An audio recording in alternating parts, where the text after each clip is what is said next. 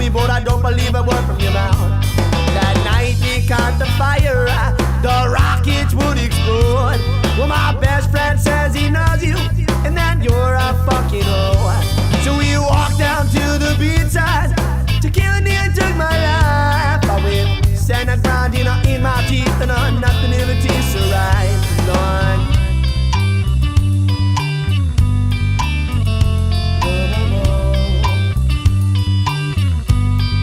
Hell yeah, the next night we went drinking, cause we surfed all goddamn day. And that night at the party, you know the ladies are out to stay. Well, I took that run to heaven, but somehow I keep it falling back down. If you're thinking you about to drink, it only gets passed around, yeah.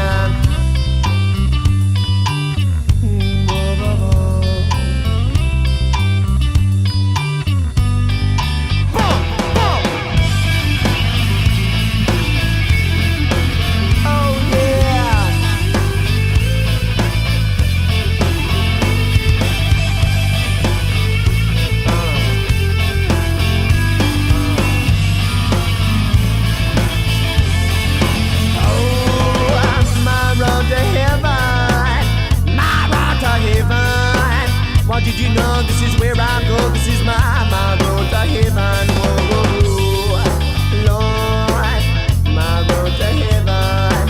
Oh, my road to heaven. Welcome. Thank you, brother.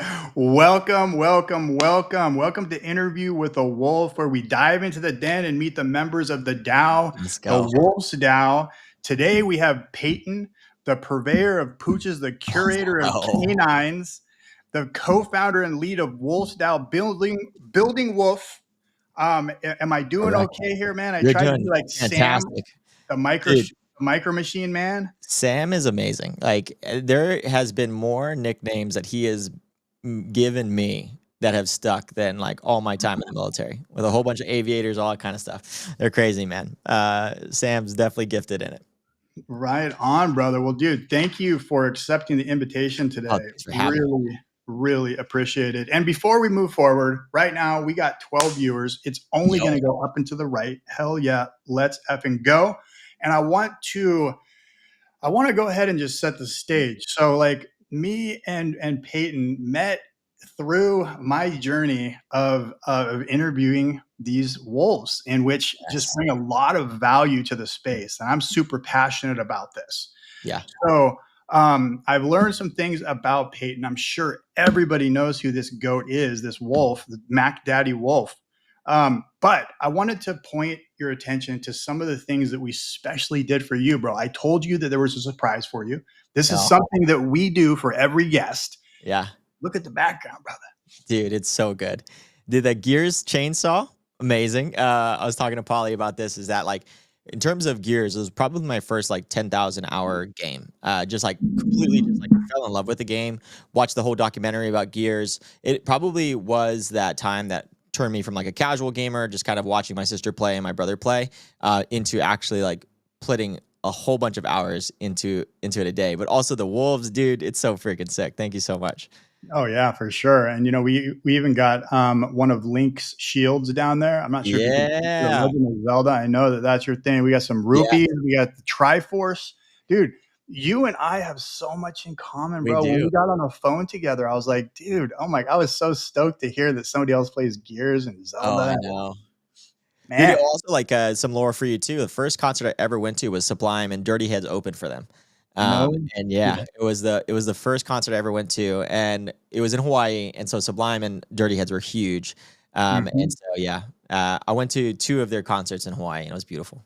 I loved it so much. Yeah, I love Sublime. I love Dirty Heads. I love reggae, ska, punk. And so just a little bit of lore about me. I'm a musician, and that song that I play at the beginning of these shows is actually from 20 years ago when I was in a garage band. So that's actually my music, bro. Wow, dude. You're talented, man. It's amazing. Like, I very much vibing out to it. I was like, this is like Sublime, Dirty Heads type of feels, or got me back to the island, man.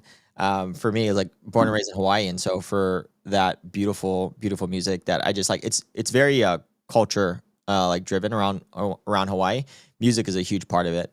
And Sublime and like Dirty Heads was like definitely within that vibe, especially like Hawaiian reggae and all that kind of stuff too. So man, I love it. That's awesome, man.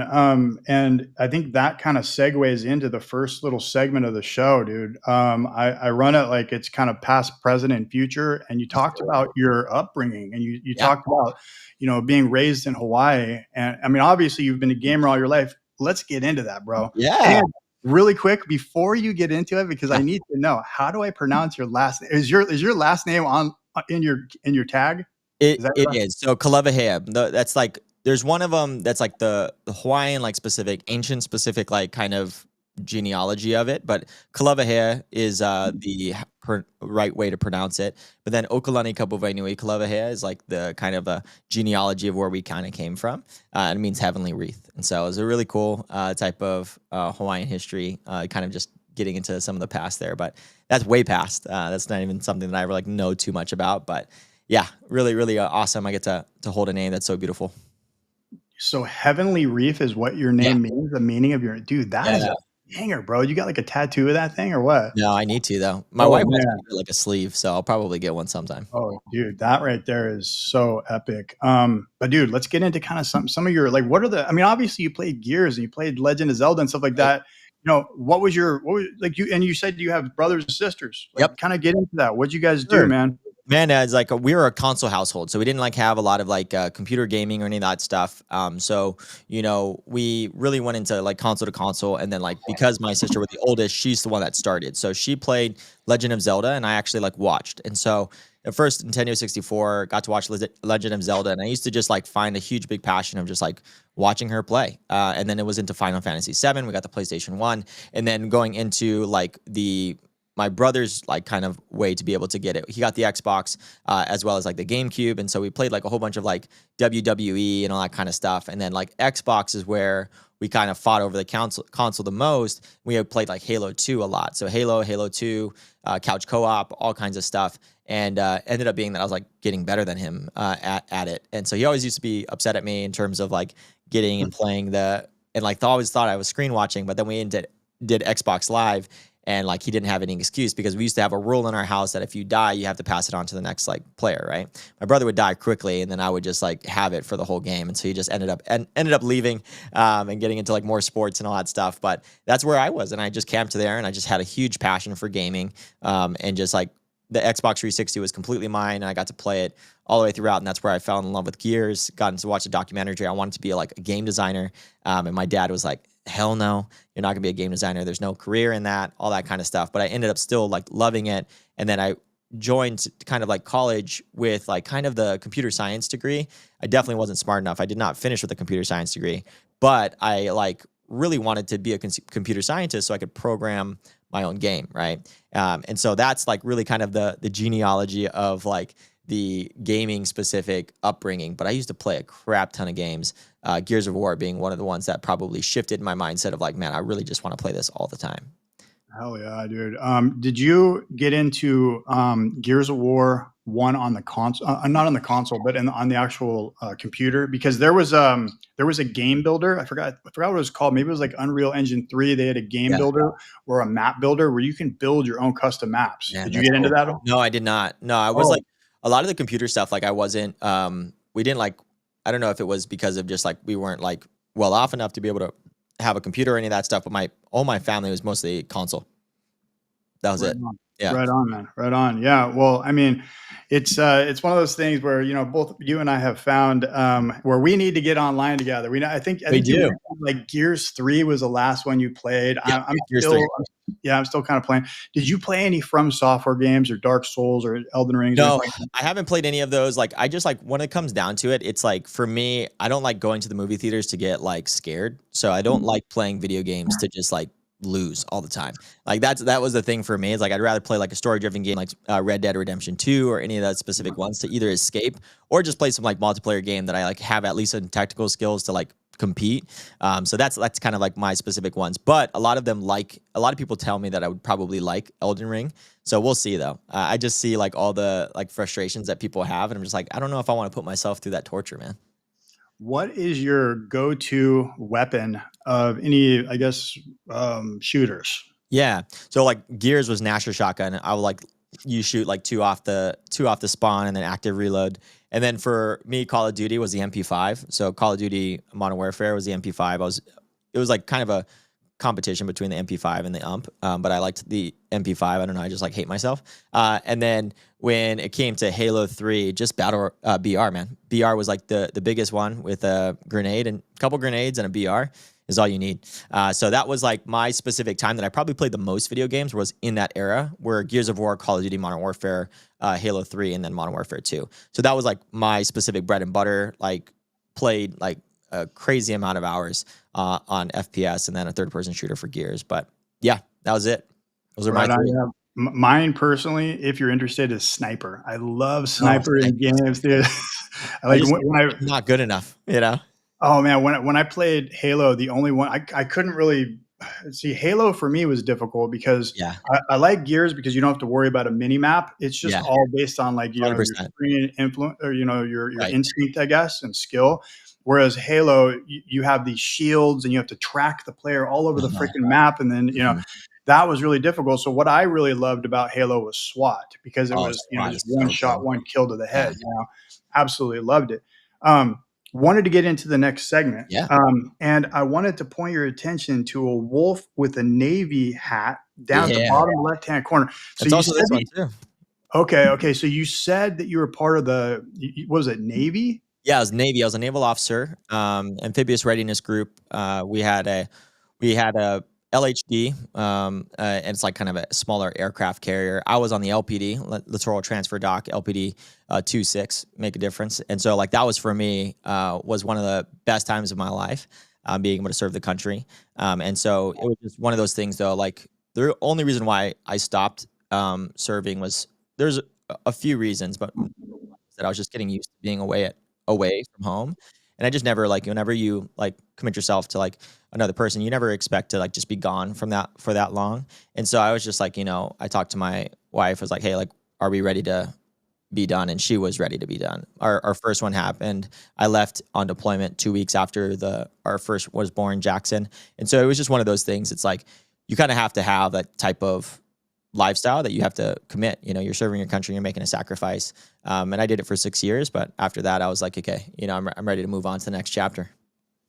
Right on. Well, I'm, thank you for serving, first of Oh all. yeah, it was a blast, man. I will say, like, a lot of people will say like thank you for your service and all that stuff, but like I got to learn like a lot of things. Like, in terms of I grew up really quickly. Like as an officer, like you're in charge of like a division like relatively quickly. So you come right out of the college like brand new. You're 22 years old, like you just know college life. For me, I just got married, and so like I was growing up a little bit in that area, but like you just are in charge of like 10 people, right? And you kind of figure out like your body, your specific type of like circumstances of your body language. Like I remember one of my sailors, after I was like there for a while, she felt comfortable telling me, she's like, oh yeah, we just thought you didn't care because like your body language is like was leaning, was slouching and all that kind of stuff. And it was just like kind of learned a lot of like leadership specific managerial type of things. And they just like teach you how to like do that relatively quickly. Then you're in charge of like driving the ship as an officer. And so you have to do all these kind of things that like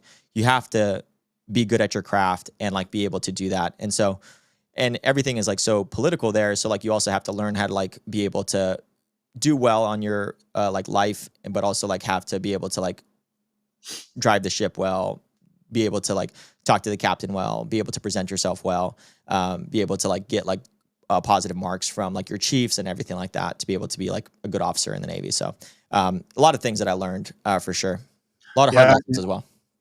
That's really interesting. You mentioned body language right now, and I learned from an early age, young age, from my uncle who is a land surveyor, and he got me into Nice. the land surveying field. Which now I'm a professional land surveyor, and I've owned the business for 20 years. Where when I used to work with him, he would not let me sit. I had to be standing because Yeah. of the perception Right. of a field crew being out there and one of them sitting. It's just a perception of it. It's Right. like, well, you actually might be doing work, but there's no reason to be sitting. You sit on break. So there was, my uncle was very military driven about that approach, Yeah. and it stuck with me all my life. And now with like my oldest son, I'm teaching that stuff to him too. He's 19 years old. Yeah. Shout out to you, Cole. But yeah, what's up, Cole? yeah, dude. And by the way, he's a beast at gears, dude. You have to jump in there with Oh him. yeah, dude. Hey, he can carry both of us. All I care about is my rank, brother. You know what though? It's so weird how the younger generation, I don't know if it's like quick twitch muscles or what, but man, dude, fast. Dude, they're just like so much more. I mean, they're just so much better. Yeah, they are. I wanted to segue into, because I mean, obviously you were into the military, and you talked about certain things. Fitness has been a big part of my life for many years. I grew up as a chunky kid. Okay. And I just kind of got sick of it. And matter of fact, my older son did too. And him and I, since he was 12 years old, have been on a fitness journey together. Sick, man. Has fitness been a big part of your life, being part of the military and stuff like that? It was before. So like in terms of like after the military, I've like fallen off quite considerably. And like I've gained like weight because of it. But for me, like I was like also like varsity level like sports and stuff like that too, right? So I used to play like volleyball. I've got to play like basketball, all kinds of stuff, right? And going into the Navy was pretty easy, just to kind of transition from every single day practicing into like Tuesday, Thursday, like, you know, workouts and all that stuff. And then being able to do PRT and PT is all that kind of stuff. On deployments, there's like really not any like type of time to be able to like do a whole bunch of things. So like you go work out, eat and all that kind of stuff. And so on deployment was probably the biggest I've ever gotten. Mostly just for the fact that like, you know, all you could do is like stand watch, do stuff with your sailors, play some couch co-op games like Super Smash Brothers, but after that, you just hit the gym, right? So there's only so much you can do when it comes to deployment. And I was on deployment for like 8 months. So it's probably the biggest like fitness type of thing that I've gotten in terms of like strength, not so much like endurance, because endurance was probably my big one in like high school. Whenever like my school was crazy. My school, Kamehameha, shout out to them, is a private school, and the aspect of things that like I did for them was like doing like biathlons, for example, right? So running and swimming and all that kind of stuff. And so that was a lot of fun. Dude, Sky, you don't want this heat, brother. All right. You don't want this heat, bro. I don't have a 42-inch vert anymore, but I can at least get off the ground higher than Jerry. That's for sure. Well, I saw some of your competitive nature, which we're going to get into in a little bit. But I wanted to ask you about oh boy. Oh, okay. All right, Scott. All right, bring it, brother. By the way, John, nice to meet you. I don't think we ran into each other, but it's Scott is actually in charge of he's helping with, he's one of our front end devs for the Wolf. So he's amazing. He's also been really amazing just in terms of like hanging out. He came to the Wolves Den and just got to experience kind of the family culture that we have, and so it was fun. Right on, man. I wanted to. We're definitely getting it into the Wolves Den, because that is something I'm really super interested in. Yeah. But I want to ask you before we move on from some of this past stuff. Like you mentioned that you were into sports, so you definitely got into. You mentioned some sports like baseball, I guess, and football. Did you say that? Yeah. So I did baseball, but I was like really like forced to do like baseball from my dad. Like in terms like until like middle school. And then I got cut from the team in middle school, and it like really like it kind of destroyed me. But then I went to play volleyball, and then a strange turn of events. I also played football for one specific semester, but I broke my collarbone. My mom was like, "No more." Yeah. I was like, "Yeah, for sure, okay." And then I went to I unfortunately missed my junior varsity like basketball season. And then that made me like really focus on volleyball. So volleyball was like probably my biggest like specific sport that I focused a lot of like my craft in. And I got to like play with a lot of like amazing people because I was in Hawaii, right? So in terms of like talented people, like I played with Micah Christensen, who's the starting setter for like the Olympic team for the USA. And it was just like really amazing. He sprained my fingers. He almost broke a couple of them. But it was just like one of those things that I got to just fall in love with volleyball, and just play competitively, play in the varsity level, and then also just like be a starter on varsity level. Like also like through the pain of like losing the states, I was like, we were in the finals and then I lost because the server kept on like targeting me, and for some reason I couldn't pass this ball. So like I just got to like I lost a lot actually in my life, and so like when it came down to it, it was just like a lot of the things that I handled, and so yeah, it was one of those things that was really cool.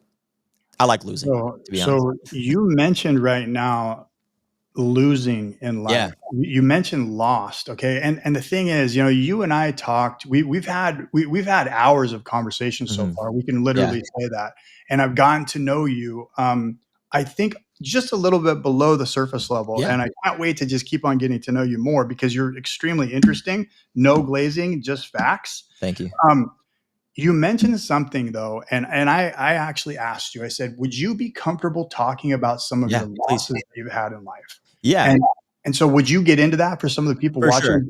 Yeah, and I don't mind going a little bit more deep into to this as well too, because I just love your brand and also like what you've been. I think you're just a place in which that people feel very comfortable with as well, and so just like being able to share this on this podium with you just seems very fitting as well too. And yeah, we've talked about this before as well. So like, there's a couple of things that like I've like lost in life. Like one of them is like I got into like a pretty big depression like in my sophomore year of college. And it was just a lot of like huge type of like I don't know what it was. Pressures of like being with a like different place. I was in University of Oklahoma. I hated being there at the time. Just did not feel like there was any purpose. Like I failed all my programming classes, so that dream of being like a game designer and all that stuff like pretty much just was like gone, right? So a lot of the purpose in which that like I wanted to do stuff ended up kind of like leaving. And then like I had a girlfriend at the time back in Hawaii, and I wanted to move back to Hawaii.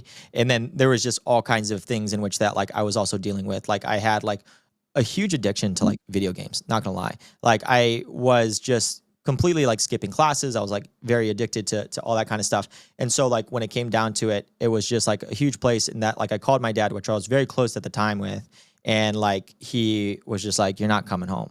Like you're not coming home, and if you do come home, like you're not, there's no place for you here." Right. When it came to it. And it was just more of like tough love type of thing, when it came to it. What's up, Mount Doji? And so like that was really what it came down to. And I just got into a huge depression. I had to go to therapy, had to a whole bunch of stuff.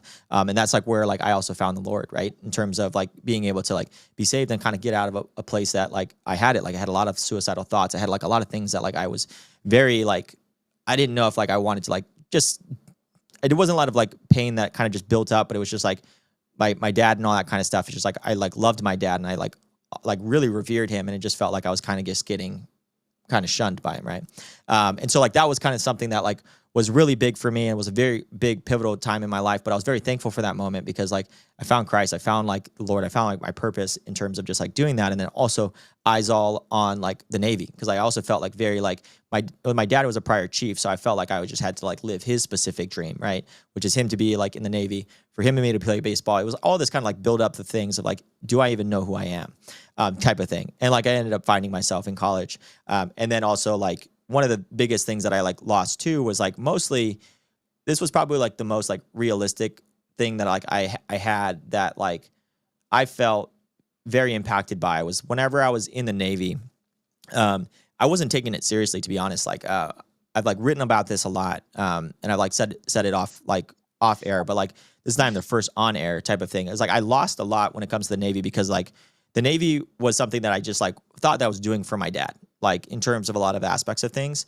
And then when it came down to it, like was this pivotal moment, like about a year and a half in, I was qualified as a surface warfare officer. So just like quick overview on what that is. You do a whole bunch of like tests in terms of voice boards, vocal boards, all that kind of stuff to like get qualified to drive the ship when the captain is not on the deck. So you're like pretty much trusted, right? As a person. What ended up happening that like the Navy ended up going through like a really rough patch. So there was there was two ships, the Fitzgerald and the McCain, that got crashed out at sea and like sailors died. So like 14 plus sailors passed away because of negligence from the officer of the deck. But I was qualified as an officer deck.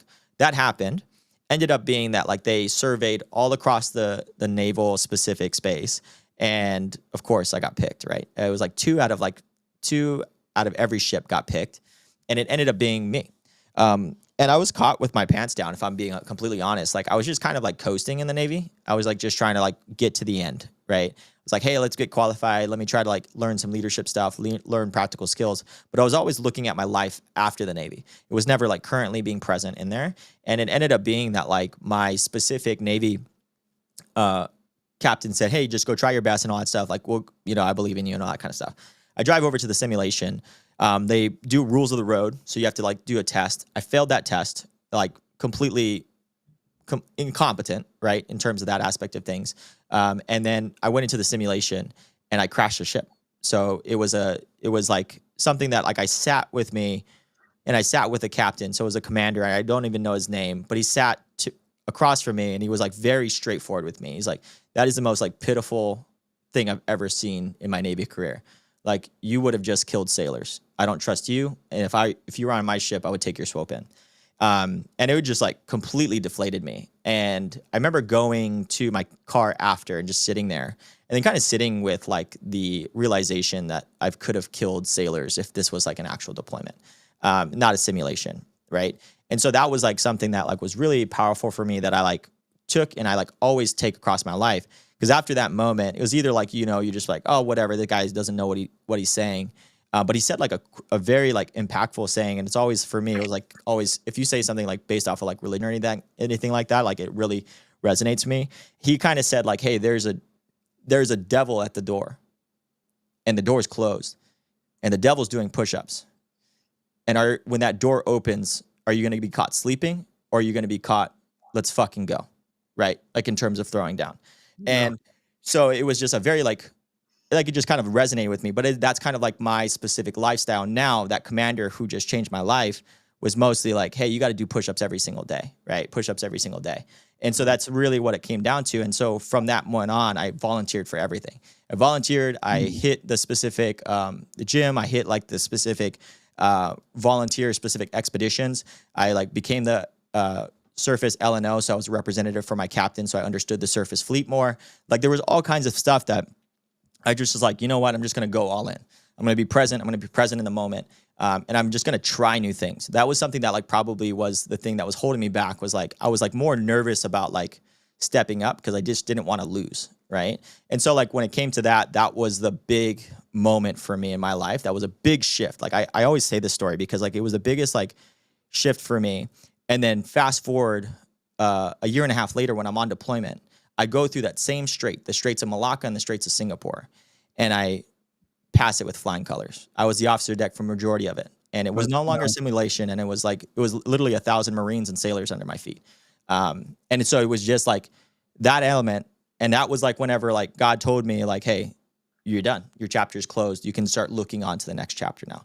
And that's whenever I started kind of being more open about videography and like investing, and then it ended up landing me in Web3.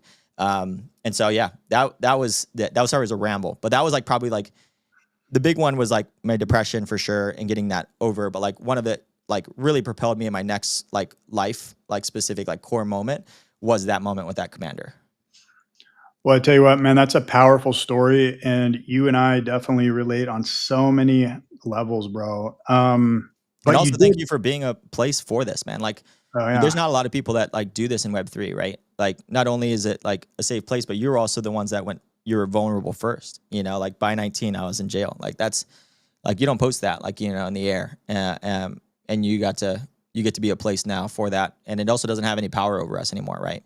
Like it used to. Absolutely. No, that's very, very true. You did mention Web3. And I think that right now it's a good segue. So since you did mention it into your journey into Web3, you mentioned at the end of that struggle, that really difficult time of your life, where you actually you pulled yourself out of the hole and you actually passed the Straits of Singapore, if I remember that right. Okay. You know, then you got into investing, and that led you into Web3. How did you get in? Can you tell us that quick story? So it was actually on watch in the Navy. So like one of my friends, like we were paper trading. So like I was like, hey, like I just want to get into like investing. I'm trying to look after like the specific Navy, like what I should do. And he's like, well, you know, you have still some time left. You should use a lot of your money that you get from the Navy into like investing.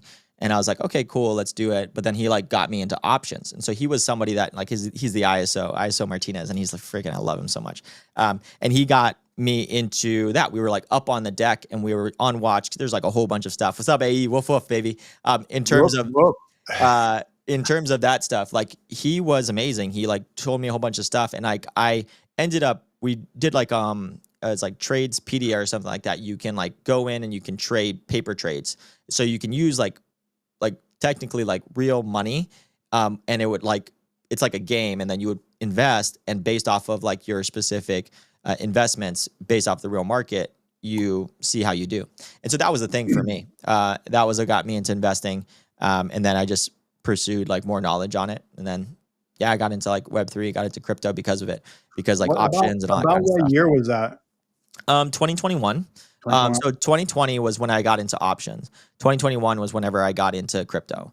And it was off of a company that I used to, I like made with my brother. It was Binge Learn LLC. So we were trying to like disrupt some of like the Skillshare, all that kind of stuff. It was like more crowdsourcing, like information. Like YouTube, there's a whole bunch of like YouTube information, podcasts, and all that stuff. Everyone just hasn't aggregated it and put it into a right way. So that's what we were trying to do. And then from there, like we were just like, he told me, hey, like you should like go make a course on blockchain, because I already know too much about it. And that's how he orange pilled me. And so he got me.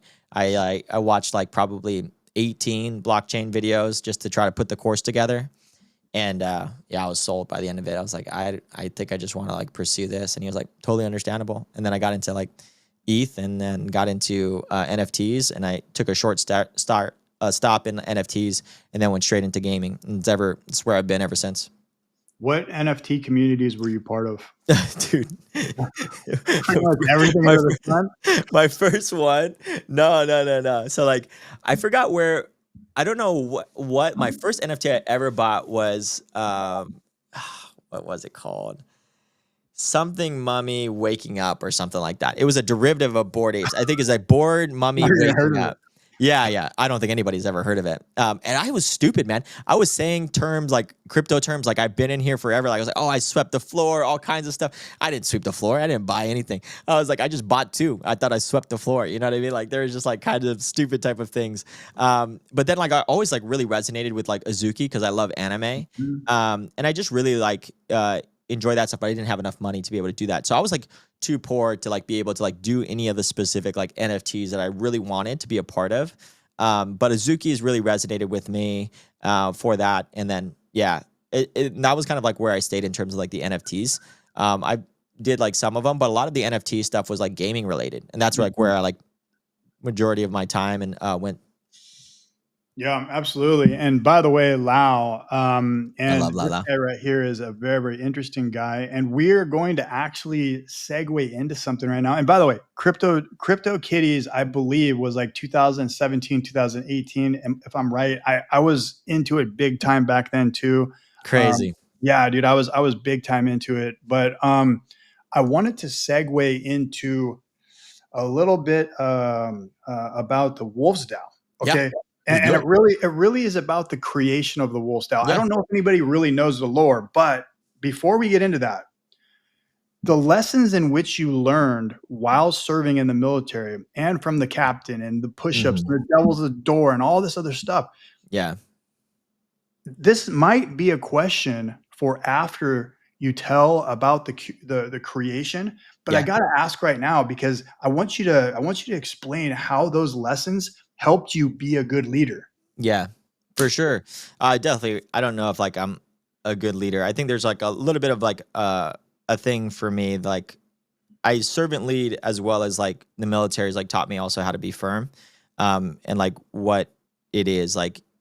I can kind of weave it into like the story of Wolves, because a lot of the stuff that I structured Wolves was very different from like how I think the normal specific communities were run. Wolves were also the first ever community that I started. So I started a YouTube channel. That's what it all came out of. It was it was Game Reports, gamereports.io, as well as like my specific YouTube channel called Game Reports. And so I would pretty much like dissect like games like they were S1 prospectuses, quarterly reports like on earnings, like because I was like getting really into like investing. I wanted to kind of carry over some of that specific stuff. And at that time, I didn't want to play video games too much, because like I still like was very addicted to like the thought, and everything like that. It still had a lot of power over me. And so like I didn't really like want to go into like playing them too much, but I wanted to invest into them because I felt like I had a lot of experience playing them, a lot of hours of what a fun game is. And so I went into like going into Wolves DAO off of like my YouTube channel, and the YouTube channel is what stemmed like the creation of the Discord. So the Discord ended up becoming something I started, and it was just open, public, just off of my YouTube channel. Like, I used to shill my stuff under Becker. So I would make a YouTube channel, YouTube video called like top 5 ways to find crypto gaming gems. Bam. As soon as like I had my notifications on, as soon as Becker posted, bam, YouTube video right underneath it. And this was before like bots were becoming like a really big thing. And I grew my specific YouTube channel from like 300 subs at the time, which I was like doing some stupid financial skits before that, into like these Web3 gaming specific videos. And then ended up being like, it popped off. I went from like 300 to a 1K in like 2 weeks. And then I went up to like 5K in like 3 weeks. And I was just like, man, like this is crazy. And ended up becoming and founding Wolves DAO was really that. Was like I ended up kind of going into Wolves to the point where like I was at, I had a Discord and I didn't know how to run it. I was just like, whatever, I'll just set up all the channels and all that kind of stuff as we go. And like it ended up being that a lot of like the community members had a lot of grace on me, like, hey, this is how you set up like the Discord and all that kind of stuff.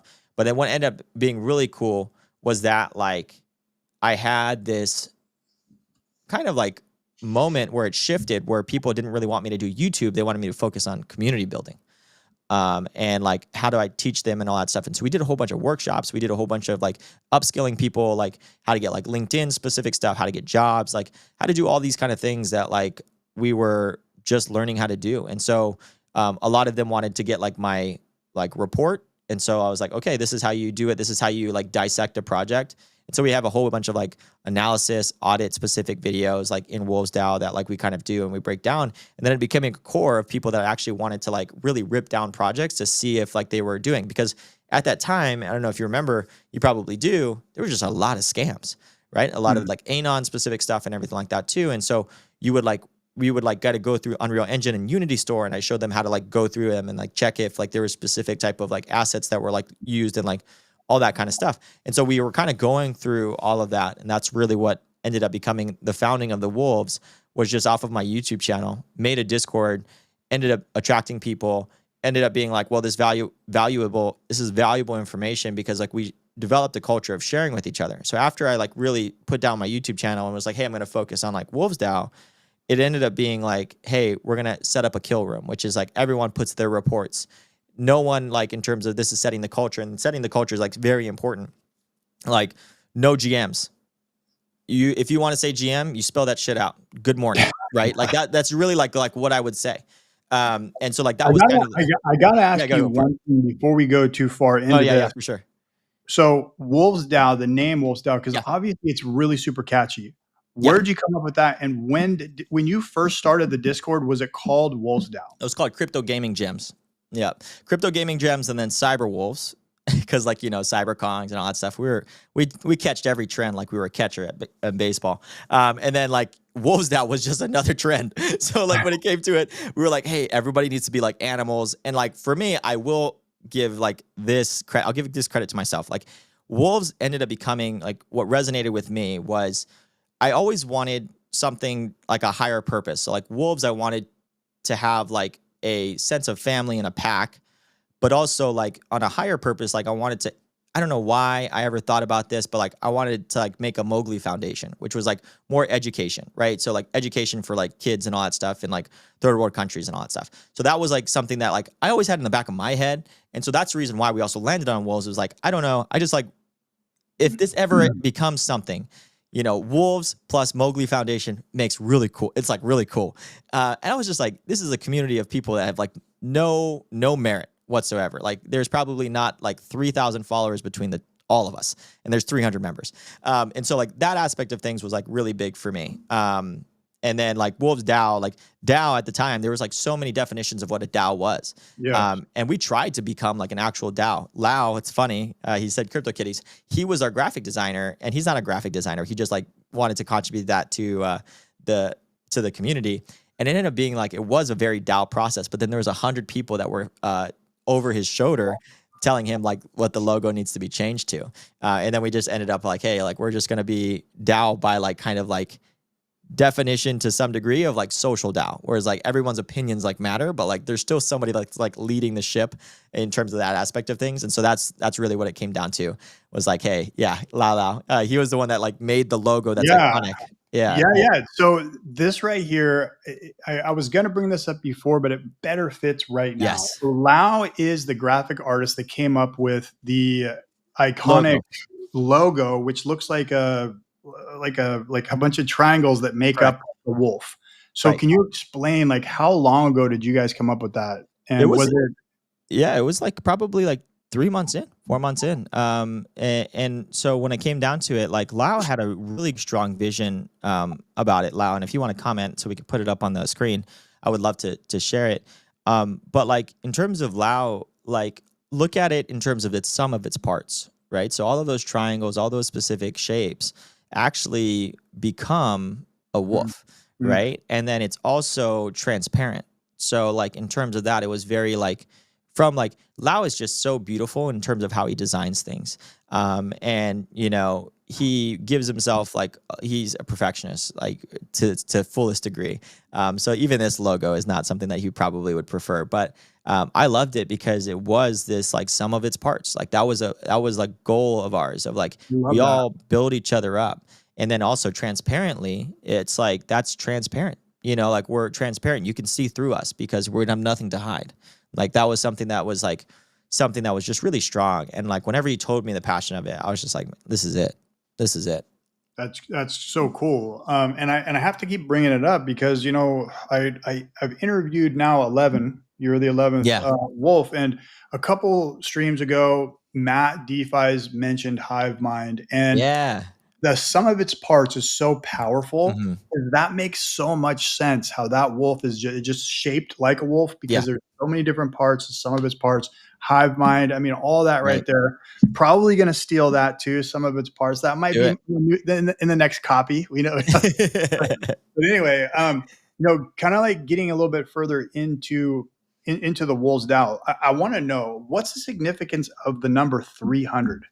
Yeah, like the Spartans, right? Like in terms of that aspect of things. And it's also like where we found like a happy middle ground. Because I will be the first person to say, I've tried to expand that number way, I pushed it so many times. Like in terms of like where like I guess the DAO kind of comes in is like people push back on me, right? Like that's the one thing that I do like about like our specific admin team is like we should keep it at 300.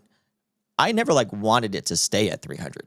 So like when it comes down to it, it was more of a place like, hey, can we like get to a point? But then like there was this element of like we kind of know each other. We kind of bunched it up to 400, 450, and then like we ended up purging people just for the fact of lack of inactivity. And then we kind of started going a little bit lower, and then there was not enough activity. And so 300 ended up becoming that number of people in which that it was a really good, like people felt safe enough to be able to speak their mind about something that is not going to go somewhere on the internet.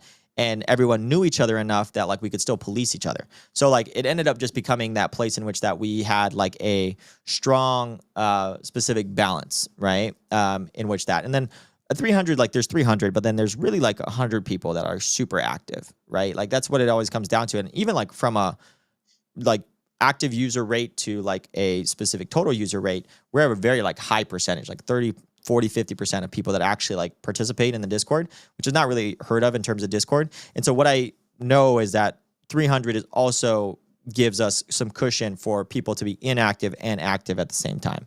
To have like 100 core people that are like 50 to 100 people that are trying to share and like iron sharpen iron each other. So a minute ago, I had asked you about being a leader, and your comment right off the rip was you don't really see yourself as a leader. Yeah. But dude, I mean, I have to say, I'm going to tell you, for the longest time running my business, I would hate being called boss. I just wanted the brothership, the fellowship. We're all equal. But you know what, though, man? It takes that person to be able to take the blame when everything goes to shit. 100%. So everybody does need the captain, the leader. What lessons, and I mentioned it before, and I think this is a good way to really segue into the lessons learned from your experience you know, you mentioned, by the way, there's 76 of you right now, and this is Payton, and I'm Paul, and we are freaking doing an interview with the wolf number 11. But you had mentioned, dude, when you first were in the Navy, you were a slouch. You were a Ocean, slouch, brother. and you did this simulation, and you wrecked the freaking ship, and you came back a little while later, and you ended up passing with flying colors. So Yeah. that automatically goes to what lessons did you learn back then that now you're using in order to be a leader. I know you don't like Yeah. being called a leader, dude, but you are. Yeah, So for can you? sure. Thank you. And I received that too. Like I definitely see myself as a leader. And for sure, like definitely like how I look at it is like a servant leader in a lot of capacities. Um, I would say that like one thing that I learned in the Navy was one is like to work really hard, right? Like and to try a whole bunch of new things. I think that's something that like people are just afraid to try. And I think like that's the only way to get better. And so that was number one. I just like volunteered for everything. If there was a gap, I'll just fill it. And then if everybody likes what I'm doing, then I'll just keep on filling it. Or there might be somebody better, or I'm going to learn better, and that will become my moat. Then number two is that people are by far the most important thing in this whole world. And so by what I mean by that is that it does not decisions and the way you do things should not dictate without knowing that people are in the mix of things. So like, for example, this was like, I didn't swear much in the Navy, but this was one that I did. There's twice that I did. One of them cussing out a chief, and then the other one cussing out my captain. And I'll talk about that one. One of them was that like there was a sea state of like probably 3 or 4, and the boat. I was the assistant first lieutenant, so I was the assistant first lieutenant, but I also had a search and rescue. I was a search and rescue officer, so I was the one that went in if there was some type of like lost person out at sea, right?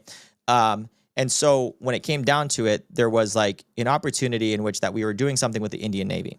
And there was like 3 or 4 like sea state level. And like that's pretty much red line. We're not supposed to go out, right? When it comes down to it. I come to my captain, I was like, hey, Cap, sir, like we're at like 3 to 4 sea state. Like I recommend like we just don't go on this mission, right? And like he told me bring over the first lieutenant, and pretty much just said like, hey, stop being a bitch, like we're gonna get in, right? And because like the Indian Navy already put their ship in, and I just didn't feel good about this. I talked to my bosun, I talked to like my chief, and they're like, you shouldn't go out there. And I was like, yeah, okay, got it, sir, like, you know what I mean, like I just don't feel comfortable with this, I really don't. So I approached them and everything like that, and it's like, if you're not going to do it, we're going to find another officer to do it. I got all the training, right? In terms of search and rescue officer, I was the BODO. I did a lot of that specific executive specific evolutions. And so I didn't push any farther. And so I was like, yes, sir. Went into the boat. Sea state was at a 3. We did the evolution, all that stuff. We went over to the Indian Navy. It was about like packing alongside of them. And we came back. Sea state was picking up to a 4 or 5. And the waves were just, this is open sea, by the way. Just like waves are just crazy. We're in this little rib. And so we're going in, and they're like, hey, like, or our, crane is like not working, our side crane. So the freeboard between like the big crane and like this small boat is just gigantic. It's like 50, 60 feet. And so we end up going across the specific crane. We get attached, but when you attach it, it's tight. And so the coxswain, who's the one that's driving the boat, veered to the right a little bit. So we ended up getting tight, hitting the crest of the wave at the wrong time. The coxswain lost control, goes to the right, goes in, smashes to the side of the ship, and then my boat engineer almost falls off. So like cracks his knee. Me and the SAR swimmer are like holding him, and he's like, I can't hold on. We end up getting him on, but I'm just like cussing out everybody. I'm just like, I don't care who you are. I'm just cussing everybody out, mostly just for the fact that it's stuff. And I just remember talking to my captain, and I was just like, it was like one of those big things that like, it was, you guys cared more about what the perception of like the specific Navy was than like the safety of your sailors, right? And so for me, it was like always like, I'm gonna push as far as I can, just to make sure that like people are okay, and that like if there is a gut feeling that I have, like I'm gonna listen to it, right? And so that aspect of things was probably the other one, is that like people are the most important thing in this like world. like no matter amount of like type of things. Like, yes, you can work hard. Yes, you can do all that stuff. But like whenever people are at risk, you have to just be careful. And there's like some people that out there like would say like military, but it was just a training exercise, right? Like there's no reason to have that level of risk whenever you are doing just a training exercise. But that's how like accidents happen, and that's how you get in trouble. That's how you lose sailors. And so that was a thing for me. Well, what I tell you what, man, looking at what you've built, I can tell that a lot of the things that you've told us on the stream right here and that we've talked about off stream has shaped you into a leader. Okay.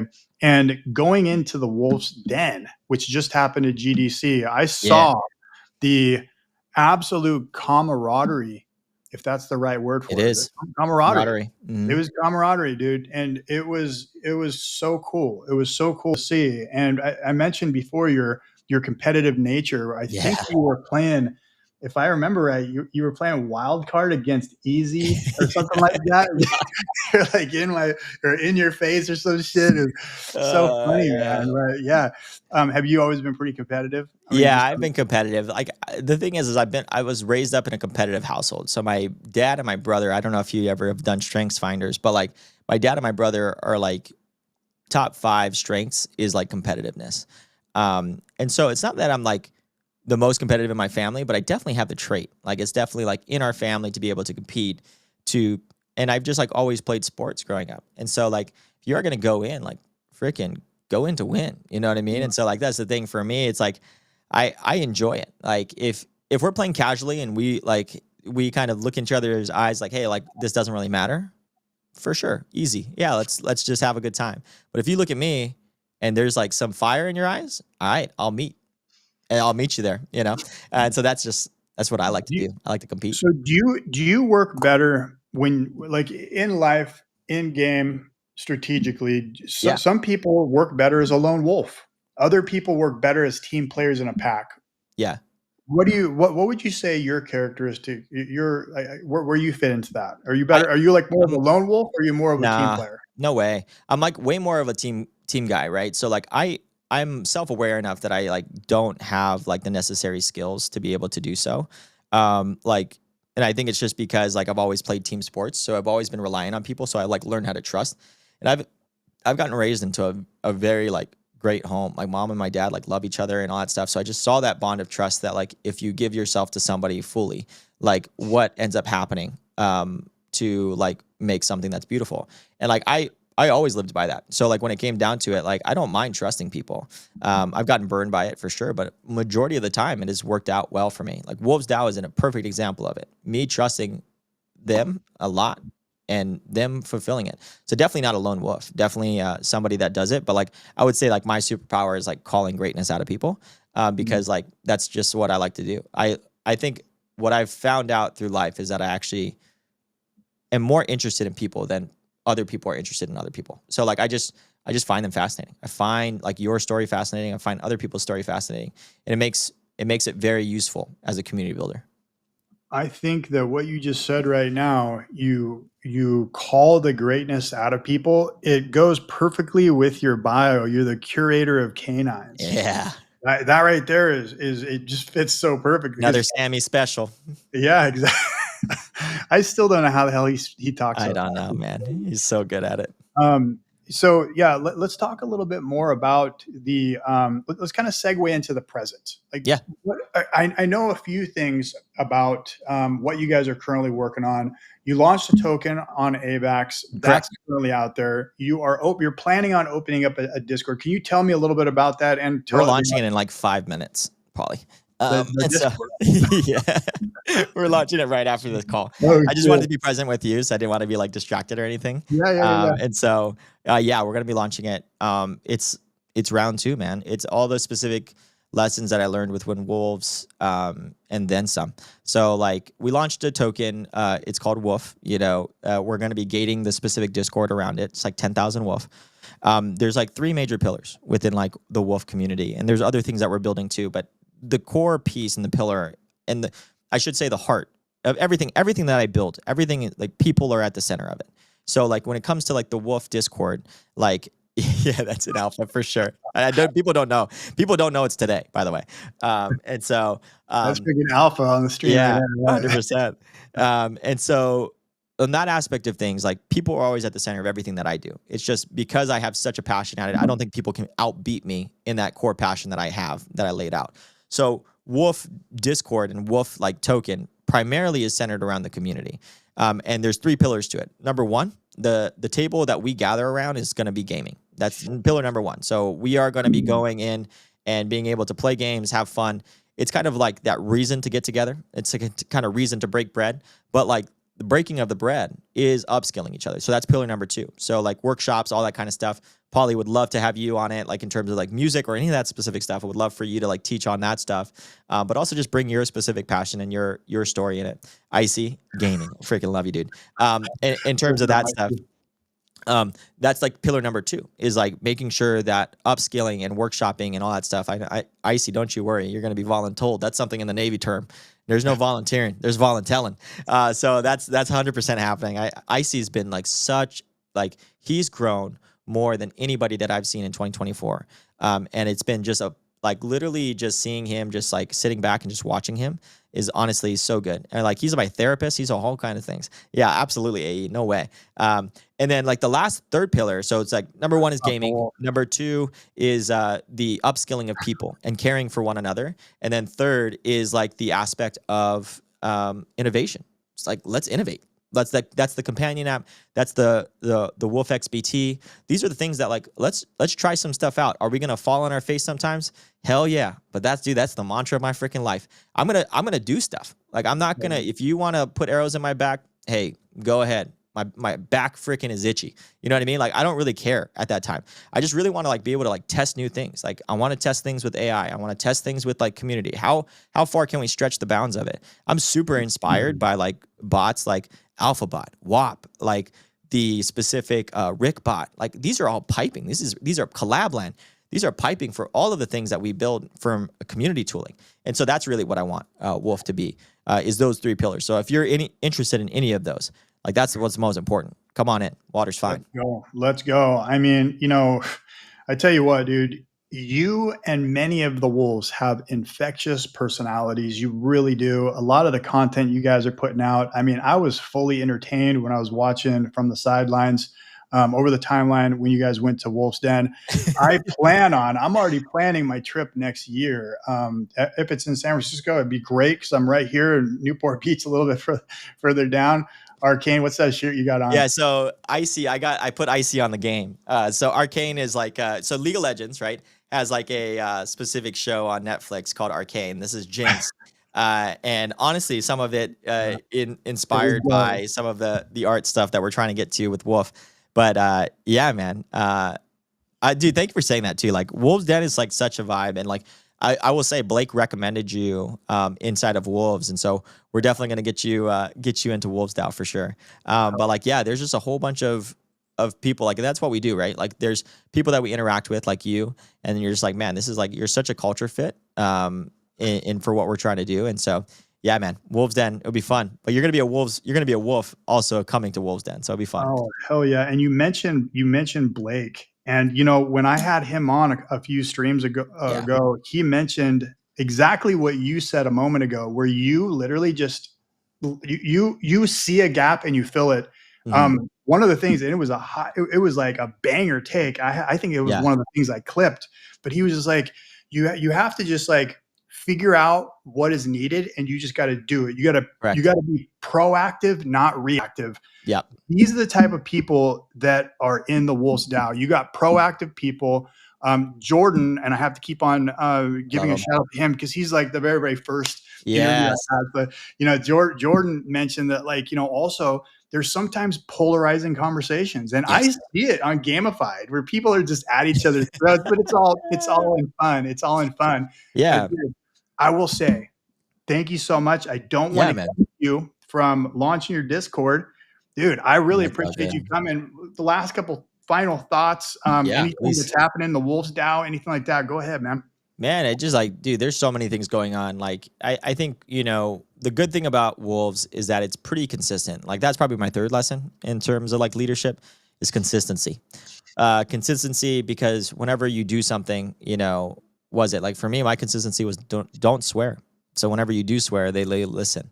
right? So there's like on that aspect of things, there's a lot of consistency that happens, and like wolves are always consistent. A wolf will be consistent. You know, there always is going to be this place in which that like you could probably go to in Web3 gaming is going to be either Wolves DAO. We also want Wolf to be a place in which that people can go to and they can find people, their people. And that's what Blake happened. That's what I see. That's what happened with Jordan. Whenever they came into Wolves DAO Discord for the first time, they found their people. And that's really what the place that we want to do for Wolf as well too. So nothing else, man. I'm just really excited to be building with you. And also like, dude, freaking excited for Pupils and everything that you're being building. We've been working together and stuff there too. So man, exciting. Dude, thank you so much for coming on today. It was an Sorry for absolute yapping, brother. banger. Yeah. No. Hey, this is what it's all about, dude. It's all about learning who the individuals are that make up the Wolves DAO. Everybody just hears about the Wolves DAO, and it seems to be top of mind right now.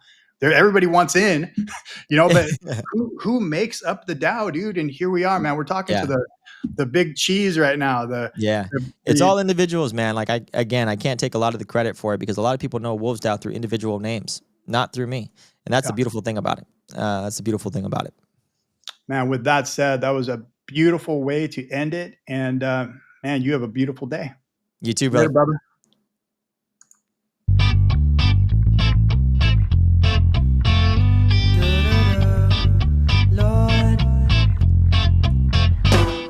I took that run to heaven, but somehow I came and falling back down. Well, that night on the beach, you know, you said you love me, but I don't believe a word from your mouth. That night they caught the fire, the rockets would explode. Well, my